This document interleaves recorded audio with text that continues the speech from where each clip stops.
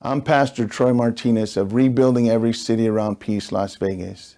And if you could stop the next homicide, the next house that's filled with children that's going to be shot up because of some gang retaliation, that's what this faith-based law enforcement partnership is all about.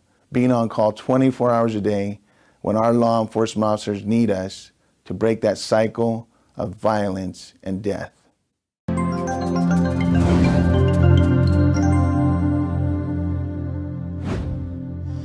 Assistant Sheriff Todd Fasulo. I've been in this role for going on a little over 3 years. When you talk about recap, the department went out and invested a lot of time and energy and manpower into building a relationship with our faith-based community in Las Vegas.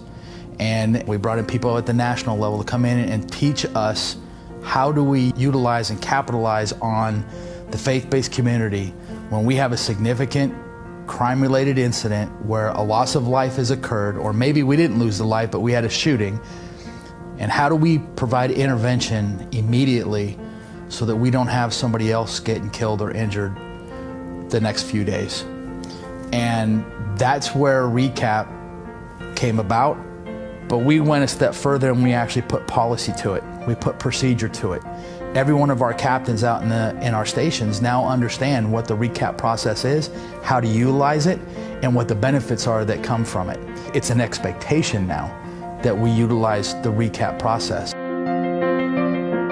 I was into the gangs and running the streets all the time, partying and all of that. His brothers were also a part of that lifestyle. In fact, while he was incarcerated, his oldest brother became the victim of a drive-by.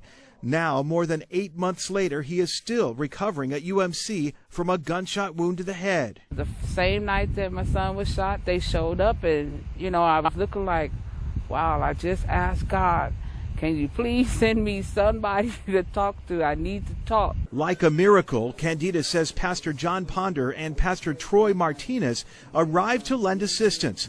Working with Metro, they counseled the family, even visited Ditwan in jail. And it was just in the nick of time. Because of the violent nature of the crime, they're making decisions whether they're going to retaliate and go out and cause another violent crime or homicide to take place. And so us being there at those critical moments is imperative. We just have to be there. Ditwan admits retaliation was his first inclination. Had it not been for the counseling, he says he'd still probably be out for vengeance. Instead, though, he says he and his mother are now moving into a new apartment. He has a new job and a new outlook, one that doesn't involve gangs or a life of crime. I cut it off. I know I won't. That's a part of me, a chapter of my book that we'll never go back to.